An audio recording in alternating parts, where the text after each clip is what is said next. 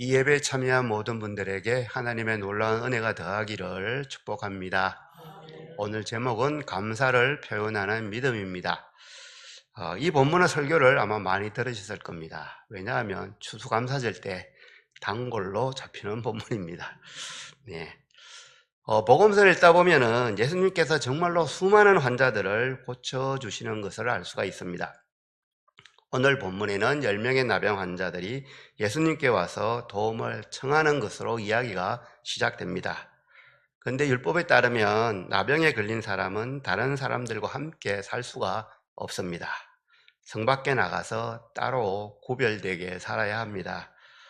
혹시라도 다른 사람이 나병 환자인 자신에게 가까이 오면 부정하다는 말을 해야 됩니다.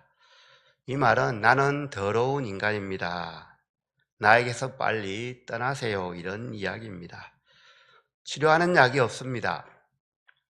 전염을 방지할 수 있는 방법도 없습니다. 정말로 나병인지 잘 모릅니다. 어떻게 해야 할까요? 떨어지는 게 최선의 방법입니다. 그 당시는 사실 이것 말고 다른 방법이 없었습니다. 심한 피부병이 있습니다. 정말로 나병인지 아닌지 알 수가 없습니다. 그래서 이것이 공동체에 전염되어 공동체 전체가 힘들게 될 것 같아서 일단은 따로 살아라고 하는 것이겠죠.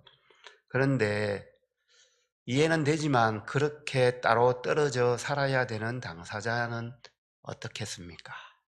참 불편하겠죠, 그죠? 혹시 나병이 낫게 되어 피부병이 낫게 되어 이제 다시 사회로 집으로 돌아가려면 제사장의 확인이 반드시 필요합니다. 제사장의 확인 없이 갔다가 죽을 수도 있습니다. 자, 오늘 본 11절에 보면은 예수님은 예루살렘으로 가시는 길에 사마리아와 갈릴리 경계를 지나가십니다. 그때 한 마을에 들어가시는데 거기서 10명의 나병 환자들과 만나게 됩니다. 이 환자들은 한 마을에 살고 있었지 않았나 이렇게 볼 수 있습니다. 당시 나병, 문둥병이라고 하는 것은 하나님께 저주를 받아서 이 병에 걸렸다. 보통은 이렇게 생각하고 있었습니다. 하나님께 버림받은 인생, 저주받은 인생 이런 뜻이겠죠. 그런데 이 나병에 걸린 사람은 나병에 걸리고 싶어서 걸렸을까요? 특별한 잘못을 해서 나병에 걸렸을까요? 네. 도대체 누구의 죄 때문에 이런 병에 걸렸을까요? 왜 하필이면 나일까요? 이런 생각 수없이 하지 않았겠습니까?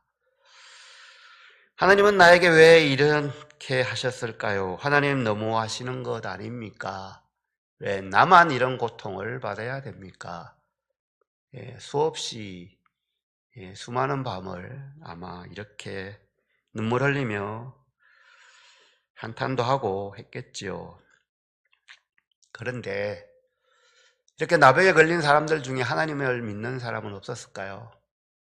진실되게 하나님을 믿었습니다. 그런데 어느 날 몸에 이상하게 무엇이 납니다. 그리고 고름도 생기고 자신의 인생을 저주하고 하나님, 내가 그래도 하나님을 잘 믿었지 않습니까? 이런 말을 했겠죠. 사람들이 자신을 보면 돌을 던지고 침을 뱉기도 하고 어디 감히 남의 환자가 이렇게 돌아다녀 참 얼마나 힘들겠습니까? 저주를 품었죠. 재수 없다고 하고 손가락질도 하고 돌도 던지고 심지어 가족들과도 떨어져 지내야만 합니다. 도대체 살아갈 가치가 있을까요? 우리가 이 사람들이라면은 어떻게 했을까요? 생각하고 싶지가 않죠, 그죠? 생각하고 싶지 않습니다. 절망밖에 없는 인생입니다. 희망이라고는 전혀 보이질 않습니다. 그런데 이들이 예수님을 보게 됩니다. 12절 13절인데요. 나병 환자들은 예수님을 보고 멀리서 크게 소리를 지릅니다. 예수 선생님이여 우리를 불쌍히 여겨 주십시오. 이렇게 소리를 지릅니다. 크게 소리를 지른 이유는 나병 환자들은 사람들 가까이 갈 수가 없기 때문입니다. 나병 환자들은 예수님께서 수많은 병자들을 고쳐주었다는 소문을 들었습니다. 특히 누가복음 5장 12절에 보면 나병 환자도 고쳐주었습니다. 말로만 고쳐준 것이 아니라 손으로 만지기까지 하면서 고쳐주었습니다. 정말로 나병 환자의 몸에 손을 댔대. 그러면 혹시 우리가 그분을 만나면 우리도 고침을 받지 않을까, 이런 희망을 가지지 않았겠습니까? 이들이 예수님을 찾아서 여기저기 다녔는지 아니면 우연히 예수님이 그 마을을 들렸는지 성경은 침묵합니다. 중요하지 않다는 것이죠. 중요한 것은 이 나병 환자들이 예수님을 선생님이라고 불렀다는 겁니다. 근데 여기서 선생님은 영어로 하면 티처가 아니라 마스터입니다. 원어를 보면은 최고 사령관, 최고 지휘관, 이런 뜻이랍니다.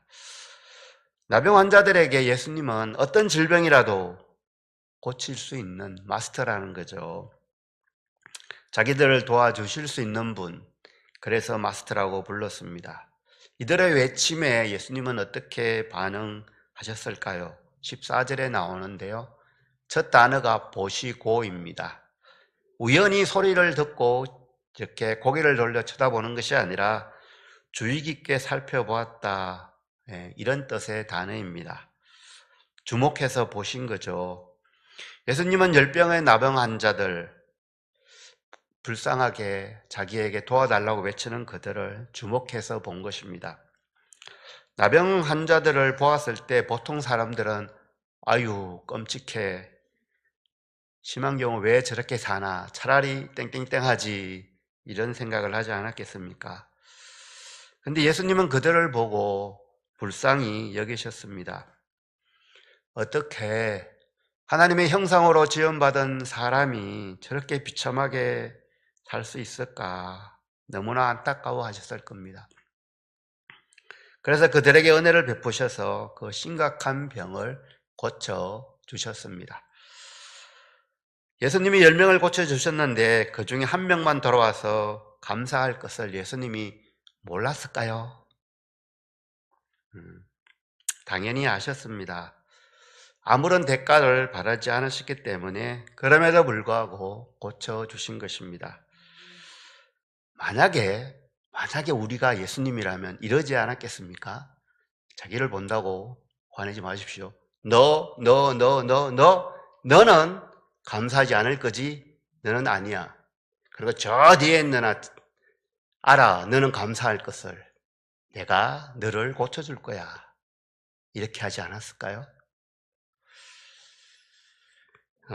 예수님은 12제자 중에 가룟 유다가 자신을 배신할 것을 알았습니다. 그럼에도 그의 발을 씻겨주었죠. 아마도 다른 사람의 발보다 훨씬 더 오랫동안 씻겨주지 않았나, 그런 생각도 해봅니다. 안타까워 하셨을 겁니다. 우리는 우리가 도움을 베풀었을 때 우리에게 감사하지, 우리가 누구에게 도움을 베풀었을 때 우리에게 감사하지 않을 가능성이 많다는 것을 알아야 합니다. 예수님의 경우를 보면 90% 정도는 감사하지 않았습니다. 그죠? 10명 중에 9명은 그냥 갔습니다. 10% 정도만 감사합니다. 이것을 생각해 보면 남에게 무언가를 베풀 때 감사하지 않을 것을 당연한 거라 생각하고 베풀어야 실망하지 않습니다. 1860년 9월에 폭풍우가 몰아쳤답니다.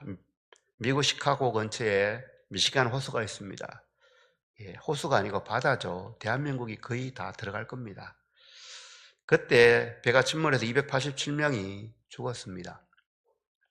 시카고 근교의 노스웨스턴 대학교의 수영 선수였던 에드워드 스펜서가 자기가 살던 곳에서 배가 침몰하는 것을 보았습니다. 그래서 배까지 헤엄을 쳐서 갑니다. 한 명을 구하고 두 명을 구하고 왔다 갔다 하면서 17명의 목숨을 구합니다.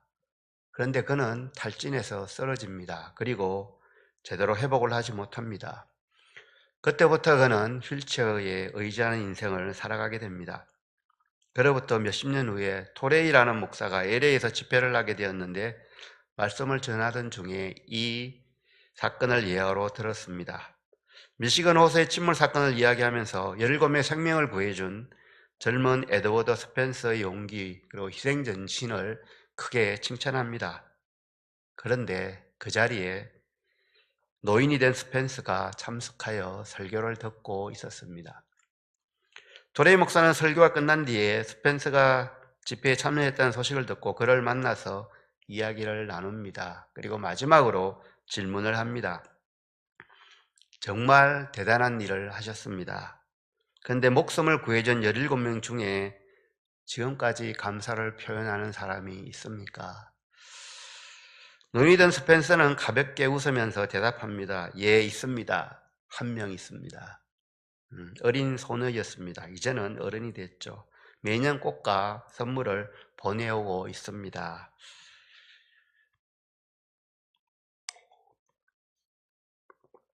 자기 목숨을 구해준 사람에게 감사하는 것은 인간으로 당연한 일입니다. 그러나 슬프게도 현실은 그렇지 않습니다. 물론 처음에는 감사하다고 감사를 표현하겠죠. 하지만 그 사람이 특별히 악하거나 나빠서 그런 것은 아닙니다. 이 일이 바쁩니다. 매일매일 해야 될 일이 있고 내일도 또 그 다음 날도 해야 될 일이 있습니다. 생활하는데 불편한 것들이 있습니다. 그거부터 해결해야 됩니다. 그러다 보니까 자기를 구해준 사람을 잊은 채 살아가는 것이죠. 내가 누군가에게 신세가 졌다면 마땅히 감사해야 합니다. 그런데 감사를 잊어버린 대상이 있습니까? 예, 지금 생각난다면 오늘 중으로 전화해서 감사하다고 꼭 이야기를 해주십시오. 반대로 내가 무엇을 해줬는데 나에게 감사하다는 말을 안 해서 섭섭한 사람이 혹시 있습니까? 잊어버리십시오.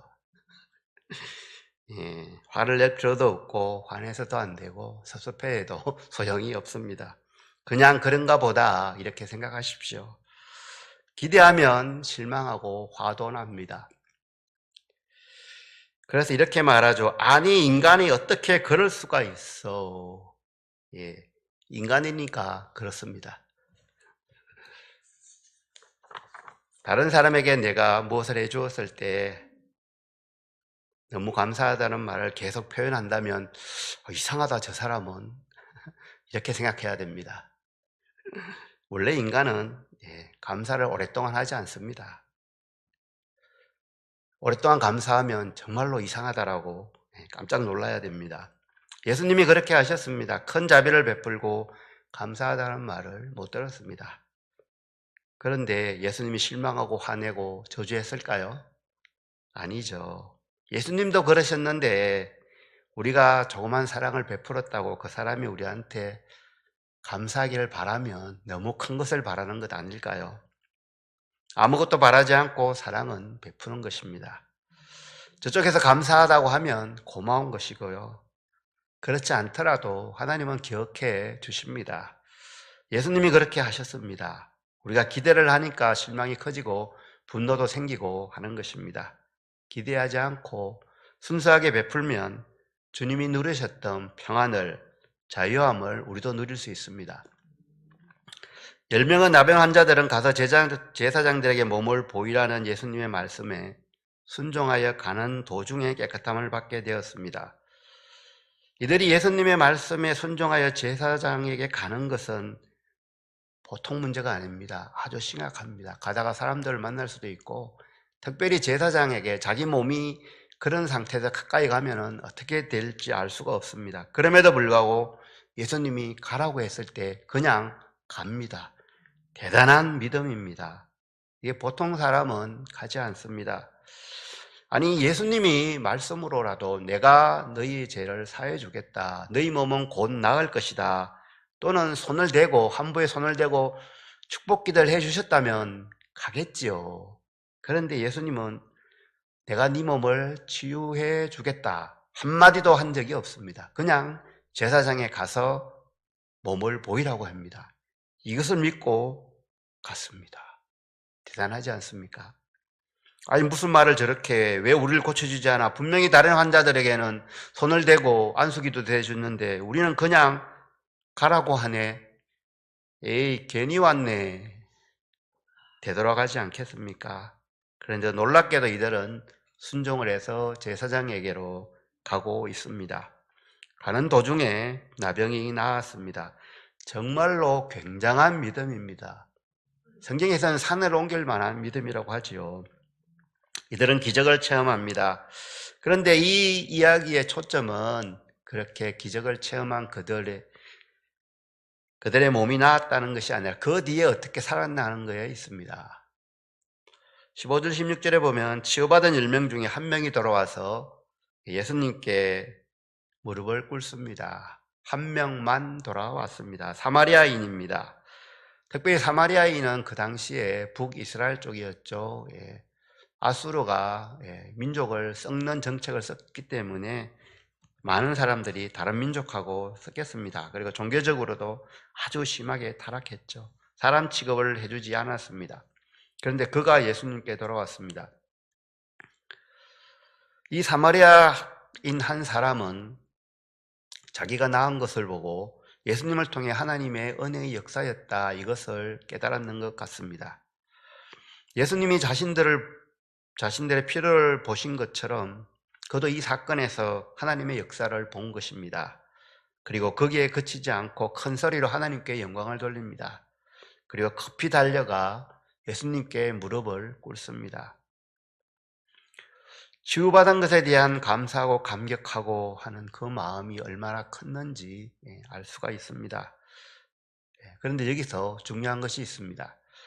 이렇게 예수님께 돌아와서 무릎을 꿇은 사마리아인 한 사람과 나머지 9명은 어떤 차이가 있을까요? 이것이 핵심입니다. 10명 모두 고침을 받았습니다. 제사장에게 몸을 보이러 간 것을 보면 10명 모두 엄청난 믿음을 가진 사람들입니다. 9명은 기적을 보고 감격했습니다. 그런데 한 사마리아 사람은 기적을 일으킨 주님을 보고 감격했습니다. 이것이 차이입니다. 9명은 기적에 깜짝 놀랐습니다. 물론 감사했겠죠. 그리고 자기 길을 갔습니다. 그런데 돌아온 한 명은 자기의 몸을 보고 너무나 감사한 것에서 그치는 것이 아니라 하나님이 나에게 이런 은혜를 주셨구나, 예수님을 통해서 이런 은혜를 주셨구나라고 하고 감격하고 감사하고 흥분하고 예수님이 있는 곳으로 가서 무릎을 꿇습니다. 우리가 신앙생활을 하면서 하나님께서 해주신 일이 참 많지요. 너무나 감사합니다. 그런데 우리가 신앙생활을 하고 감사하다고 하는 것이 정말 하나님께서 우리에게 해주신 일 때문입니까? 아니면 하나님 그분 때문입니까? 오늘 우리에게 묻습니다. 하나님의 관계가 중요한데 그 관계보다 하나님께서 주시는 것에 집중하면, 그 9명처럼 살면 하나님과의 관계 없이 살아가게 된다, 이 말을 하는 것입니다. 하나님께서 주시는 것이 좋아서 하나님을 따라다니는 사람이 많이 있을 겁니다. 이 사람들은 하나님께서 더 이상 자기가 원하는 것을 주지 않을 때 조금의 시간이 지나면 뒤돌아서겠지요. 믿어도 소용없네, 기도해도 아무 소용이 없구나, 돌아설 것입니다. 우리는 왜 신앙생활을 합니까? 하나님께서 주신 것이 감사해서 신앙생활을 합니까? 아니면은 하나님의 그 성품과 하나님의 하신 일을 바라보며 어떠한 경우에도 하나님을 떠나지 않겠다고 하는 그 신념이 있은 것입니까? 우리는 축복이나 기적을 좋아할 것이 아니라 기적을 베풀어 주신 그분에게 집중해야 합니다. 그렇기 때문에 우리는 찬양하는 것입니다. 그런데 놀랍게도 좋은 일이 있을 때 계속해서 감사할 확률은 10분의 1밖에 되지 않습니다. 하나님의 은혜가 나와 함께 하신다는 것이 느껴지십니까? 그것이 보인다면 주님의 은혜에 대해 나는 무엇을 하고 있는지를 깊이 뒤돌아보아야 할 것입니다. 주님의 은혜가 없는 것 같아도 생각해보면 받은 것이 정말로 많습니다. 오늘 우리 스스로 교회에 오지 않았습니까? 자기 발로 오지 못하는 사람들 얼마나 많습니까? 사랑하는 친구가 있고 교회가 있고 가족이 있고, 이 모든 것이 하나님께서 주신 선물 아니겠습니까? 함께 예배드리는 좌우에 앞뒤에 성도들이 보이지 않습니까? 우리는 왜 예배를 드립니까? 예수님을 통해 우리를 구원해 주신 그 은혜가 너무나 감사해서 예배를 드린 겁니다. 교인의 의무이기 때문에 예배를 드리는 것이 아닙니다. 나를 구원해 주신 은혜가 너무나 감사하고 너무나 크기 때문에 그 감사를 표현하는 길이 바로 예배하는 길입니다. 우리가 왜 성경을 읽고 기도합니까? 하나님의 은혜가 너무 고마워서, 주님의 뜻대로 살고자 하여서, 주님의 뜻이 어디에 있는지 알고 싶어서 성경을 읽고 묵상합니다. 그리고 기도합니다. 안 믿는 사람들은 이렇게 말합니다. 왜 그 아까운 시간을 들여서 피 같은 돈까지 바쳐가면서 교회에 갑니까? 하나님의 사랑에 너무 감사해서 교회를 가지요. 하나님은 우리의 시간과 돈과 재능이 필요한 분이 아닙니다. 하나님은 완벽하십니다. 우리가 없더라도 하나님은 충분하십니다. 그런데 우리가 하나님의 일에 참여하기를 원하십니다. 왜냐하면 그것이 우리의 기쁨이 되고 우리가 이 땅에서 올바르게 살아가는, 정말로 가치 있게 살아갈 수 있는 그 삶이 되기 때문일 것입니다. 사랑하는 사람들에게 돈 쓰는 게 아깝다 하시는 분은 아무도 없으시죠. 주머니에 있는 거 다 주고 없으면 빌려줘서 주고 싶지요. 그런데 사랑하지 않는 사람에게 돈 쓰면 정말로 아깝습니다. 그렇지 않습니까? 내 시간, 내 돈 쓰는 거 얼마나 아깝습니까? 그런데 정말로 하나님이 나의 주인이시고 그 하나님께서 베풀어 주셨고 그 하나님 자체가 얼마나 나에게 힘이 되고 또 그 하나님이 나를 얼마나 인도하시는지를 알면 아깝지 않을 겁니다. 한 면만 돌아와 감사를 표현했을 때 예수님은 10사람이 다 깨끗함을 받지 않았느냐, 그 아홉은 어디 갔지? 이렇게 말씀을 하시죠. 그들은 병이 낫지도 않았는데 제사장에게 가는 큰 믿음을 소유했습니다. 그런데 거기서 끝나는 것이 아니죠. 그 이후에 반드시 감사가 동반한 삶을 살아야 되는데 그 9명은 이 부분이 약한 것이죠. 감사할 줄 모르는 믿음. 그것이 과연 정말 하나님이 원하시는 그 믿음일까요? 내가 원하는 게 있을 때 믿습니다라고 하는 것을 믿음이라 할 수 있을지 잘 모르겠습니다. 많은 사람들은 어려움을 처할 때, 어려움이 있을 때 하나님의 도우심을 구합니다. 간절히 기도합니다. 참 귀한 태도입니다.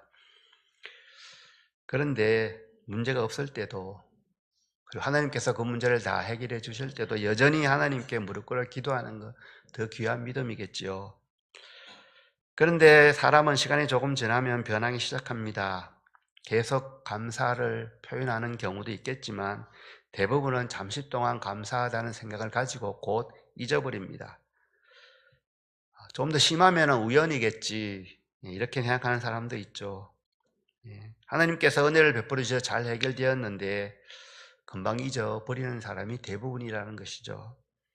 많은 분들이 이렇게 말합니다. 이 일만 마무리되면 교회에 가겠습니다. 많이 들어보셨죠? 시간적 여유가 생기면 봉사하겠습니다. 많이 들어보셨죠?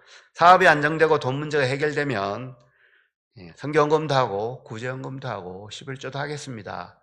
많이 들어보셨죠? 네. 그런데 그렇게 하시는 분 만나보셨습니까? 잘 안 됩니다. 왜냐하면 우리가 원하는 것을 얻을 때는 정말로 간절하게 구하지만 그것이 이루어졌을 때 시간이 조금 지나면 당연한 것으로 여깁니다. 참 우리는 죄인입니다. 그런데 놀라운 것은 하나님입니다. 저런 배은망덕한 놈, 어떻게 내가 해준 걸 잊어버려? 저런 놈에게는 햇빛이나 물이나 공기나 싹 끊어버려야 돼, 이렇게 하지 않으십니다. 그리고 계속해서 베풀어 주십니다. 혹시 하나님을 알지 못하거나 하나님의 은혜를 잊어버리고도 성공하는 사람이 있다면 그것에 대해서 실망하거나 분노하지 마시기 바랍니다. 진정한 성공은 얼마나 많이 가졌냐가 아니라, 얼마나 높은 지위에 올라갔느냐가 아니라, 주님의 은혜를 얼마나 깨달았느냐, 거기에 얼마나 감사하느냐, 하나님과 얼마나 친밀한 관계 가운데 있느냐, 이것이기 때문입니다. 미국의 의사 존 자유행이 감사 기도를 드리면서 음식을 먹는 사람과 그렇지 않은 사람의 차이를 연구했습니다. 그리고 발표했습니다. 그리고 식사할 때 감사하면 몇 가지 현상이 일어난다고 합니다. 질병을 예방해주고 면역 기능을 향상시켜주는 신비한 백신이 나온다고 합니다. 질병의 진행을 억제시키고 병균의 침입을 막아주는 요소도 생긴다고 합니다. 위장 내에 있는 음식물이 부패하거나 발효되는 것을 억제해주는 성분도 만들어진다고 합니다. 화가 많이 났을 때, 기분이 아주 안 좋을 때 식사를 하면은 소화가 잘 안 되죠? 아무리 맛있는 거 먹어도 불편합니다.